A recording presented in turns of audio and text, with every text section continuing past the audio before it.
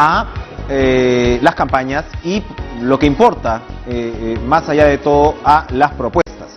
Vamos a darle la bienvenida a Gustavo Nakamura, es vocero en temas educativos de Fuerza Popular, filósofo, porque claro, la educación es absolutamente fundamental cuando estamos hablando de los servicios que el Estado tiene que dar y mejorar. Educación y salud, qué duda cabe, además de seguridad, encabezan la lista. ¿Cómo está Gustavo Nakamura? Buenas noches. Muy buenas noches, Enrique, y muchas gracias por la invitación. Gracias a usted. Bueno, si usted tiene que resumir la propuesta educativa de Fuerza Popular, ¿cuáles son los puntos centrales? Lo vamos a resumir en unas 4 cosas fundamentales.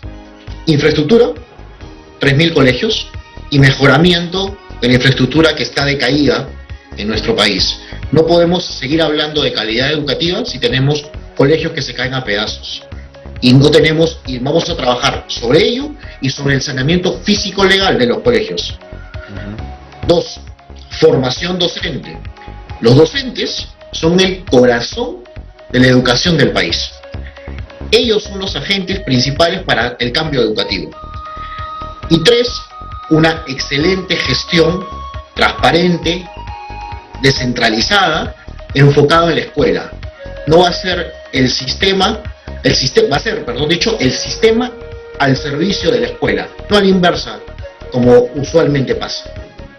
Bien, entonces esos son los puntos centrales de la infraestructura. Podemos seguramente ir detallando. Evidentemente hay que estar de acuerdo con una propuesta como esta. Quería detenerme en la segunda, que se refiere al papel de los docentes. La reforma magisterial viene ya de algunos años. La meritocracia, y digo que viene de hace algunos años porque hubo un punto de quiebre en el segundo gobierno de Alan García y continuó como política de Estado con el gobierno de Ollanta Humala, 2 gobiernos que podría uno considerar bastante distintos, pero hubo una ruta clara con respecto a por dónde había que enfocarse en la reforma magisterial y en el tema meritocrático, que por supuesto está en cuestión y es muy criticado por la campaña de Perú Libre. ¿Ustedes piensan retroceder, modificar, enfatizar la reforma magisterial? ¿Cuál va a ser la ruta para finalmente atender a quien hay que atender por sobre todo, que son nuestros alumnos? Totalmente de acuerdo, Enrique. Nosotros estamos a favor de la carrera magisterial. Creemos en la meritocracia y lo hemos dicho desde el principio de nuestro plan de gobierno. ¿No? Ese plan de gobierno que fue presentado al Jurado Nacional de Elecciones y no ha cambiado en el proceso. Lo hemos dicho claramente y lo seguimos diciendo. Pero sí tendremos que revisar unas cosas. El tema de las remuneraciones. Tenemos que mejorar los sueldos a los maestros.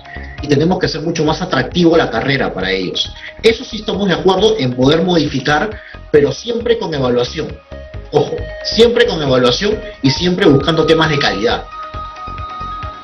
Bien, ahora, pero va a continuar, digamos, la meritocracia como tal, porque lo que está en cuestión mucho ha sido en los últimos años, y eso hay que recordarlo también, porque el profesor Castillo emerge a la escena pública precisamente en la última huelga magisterial del 17-18, en la cual el punto central, más allá del reconocimiento de su sindicato, era el de revisar, y incluso en su momento se dijo, o sea, replantear y totalmente el tema de las evaluaciones, que es algo a lo que el magisterio se ha resistido y ha habido mucha prevención con eso. O sea, hay como miedo del maestro del tema de las evaluaciones, de poder quedar fuera de carrera, y al mismo tiempo, insisto, hay la demanda justa, lógica, del padre de familia que quiere que su hijo sea mejor educado en un país donde lamentablemente no nos ha ido tan bien al respecto, y sin educación no avanzamos por ninguna parte.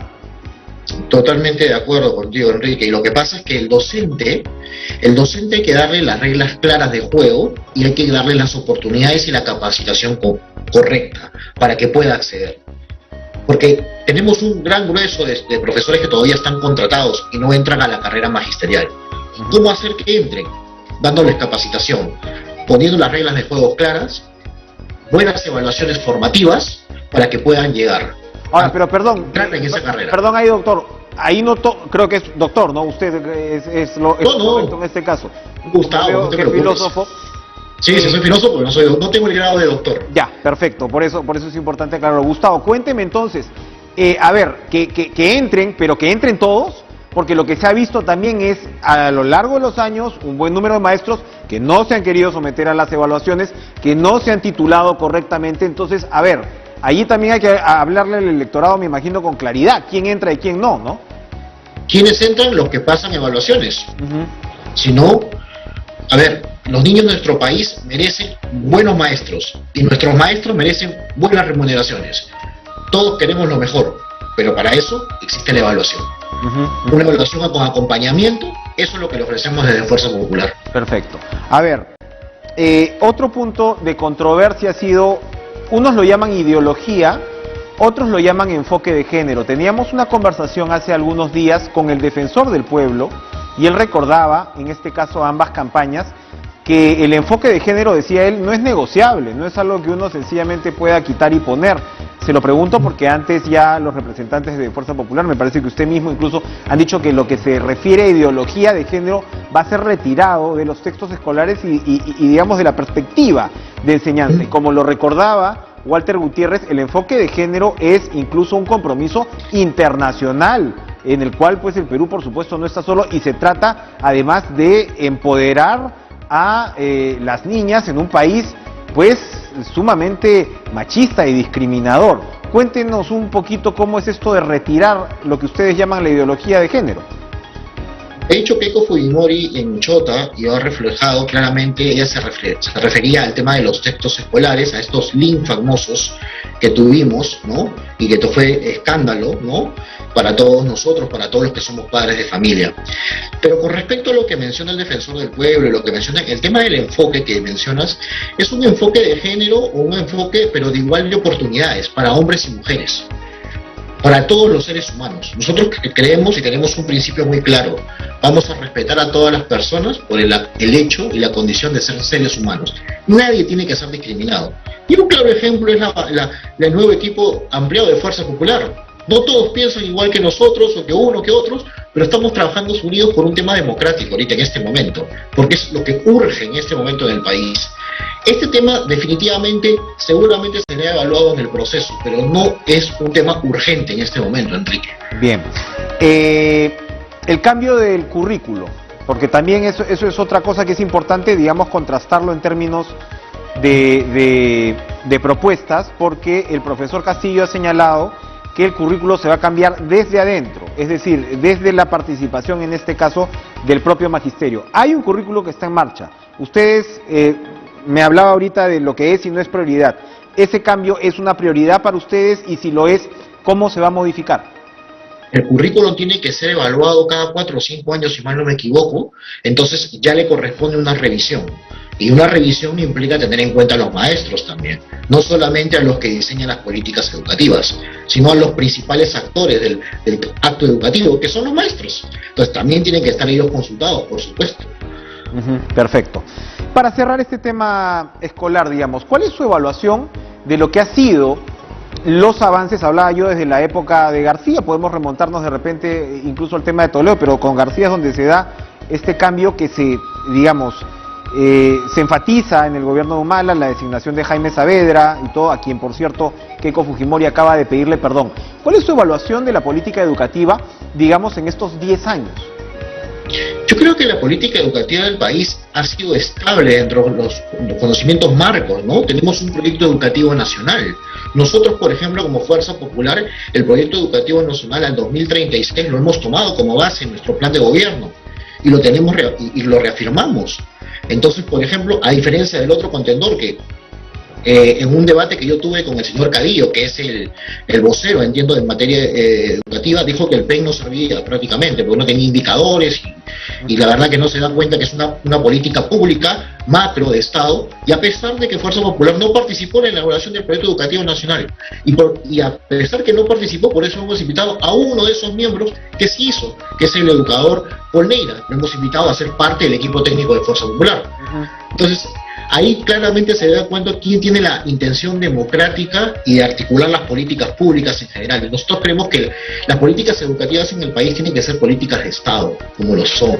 Y hay gobiernos han hecho muy buenas iniciativas. El presidente Humala trabajó el tema de beca 18, El presidente García trajo los colegios de alto rendimiento. Son muy buenas iniciativas y tenemos que continuar en esa línea. Enrique, no podemos decir borrón y cuenta nueva. Seríamos muy mezquinos al decir eso. Importante. Cuénteme, la SUNEDU. La SUNEDU también ha sido una institución que generó controversia entre ciertos actores políticos, los intereses que estaban de todas maneras detrás de ciertas universidades. El hecho es que la SUNEDU al final ha cumplido con este primer papel importante de poder establecer un mínimo de condiciones para que las universidades puedan pues emitir títulos y dictar sus clases.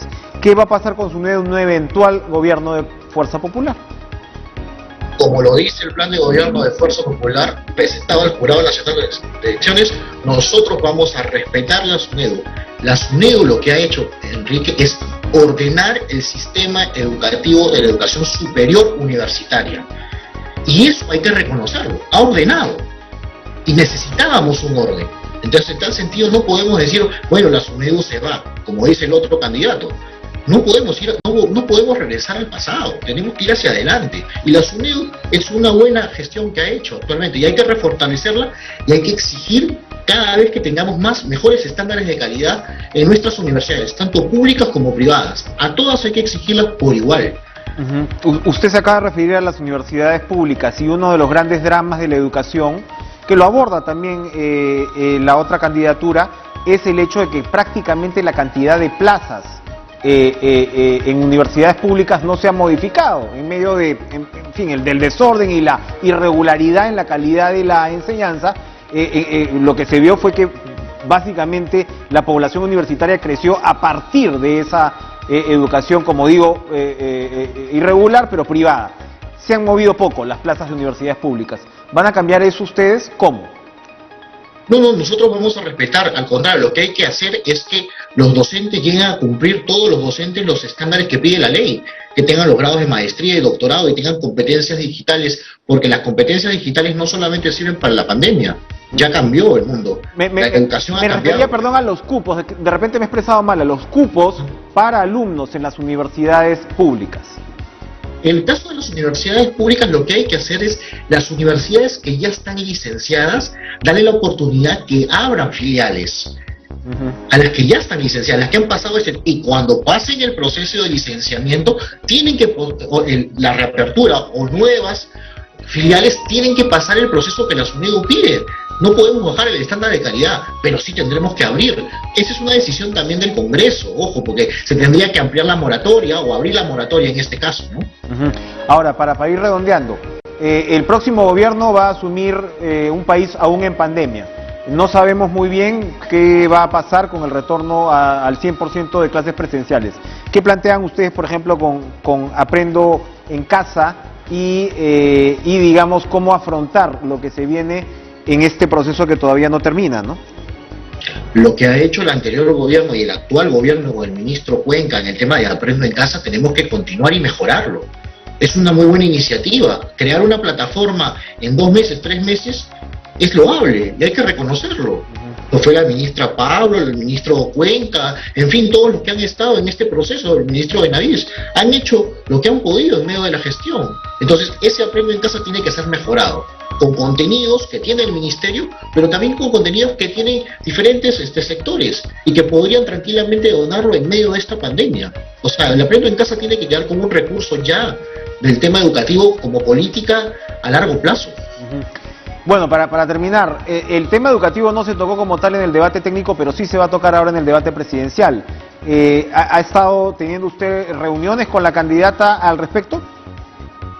Sí, bueno, me reúno eventualmente. Ella ahorita está en bastante proselitismo político, ¿no? Está ahorita en Ica, entiendo yo, y mañana estará en Trujillo y está siguiendo, pero sí, nosotros tenemos un equipo que está trabajando y conversamos rápidamente con el equipo de campaña también y trabajamos los diversos insumos de las propuestas, pero nuestras propuestas son trabajadas multisectorialmente. Conversamos con Luis Carranza, conversamos con José Recoba, que está en el tema de salud, con Ernesto Bustamante, en fin, con todos los que pertenecen al equipo de Fuerza Popular en el tema, en todo el equipo técnico, porque hay diversos temas. Hay la primera infancia, por ejemplo. Entonces, tenemos propuestas articuladas, hay un trabajo en equipo, y esto es lo más interesante que tenemos.